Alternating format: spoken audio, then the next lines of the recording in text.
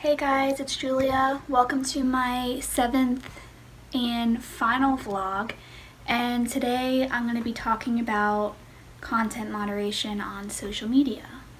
The first major question is, how do social media companies moderate their platforms? And with billions of posts being added, to a social media platform like Facebook or Instagram in being all different kinds of languages, it can be nearly an impossible, feat to keep track of all of that. But pretty much all social media companies like Facebook, they do a particularly good job of it.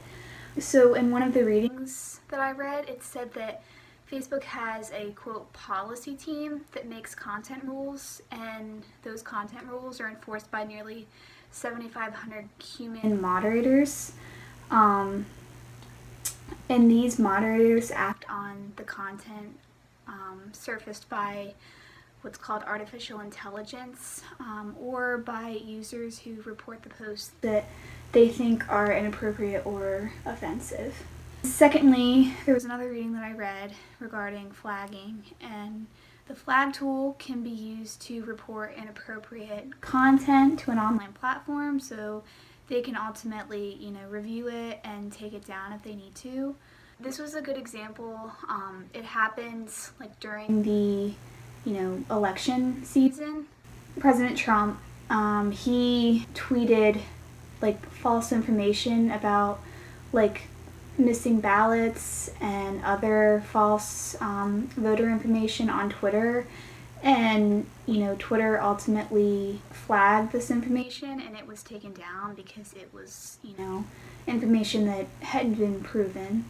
The second major question was, how does this compare to the user's interpretation of their experiences with content moderation? And in another reading I read that, so there's different folk theories about content moderation. So whenever a consumer's post is taken down, they ultimately think one of two things that occurred. So they think the reason why their post was taken down was because, their content might have been flagged by another user, and ultimately several thought that it was, flagged by somebody that they already knew. And then the second reason being the belief that some unknown party opposed their speech because, of their identity or affiliation. Thirdly, there's actually a couple more. Perceived political bias on behalf of whatever platform company they're using, so Facebook, Instagram, Twitter.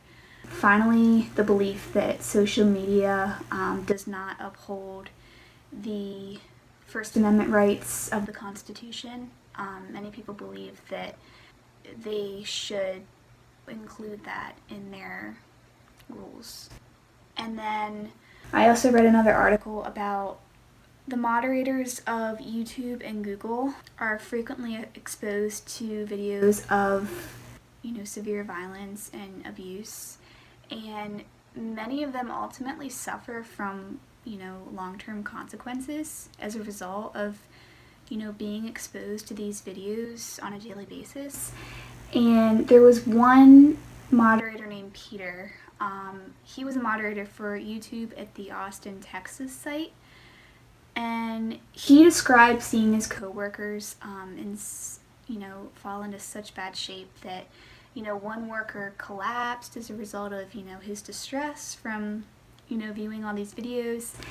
And then, some crumbled under the weight of their anxiety and depression. And one even struggled from an acute vitamin deficiency because he wasn't eating enough of the right foods, and, his diet was so neglected and poor. So the third and final question is, do you believe platforms would benefit from the educational model that West proposes at the end of her article, Why or Why Not? And after thoroughly reading it, I do believe that the education model is a fabulous idea, but at the end of the day, it's all going to come down to how many people actually take the time to sit down and, thoroughly go through what they call these simple design innovations. So in other words, like, it's not going to be beneficial unless the consumers do their part.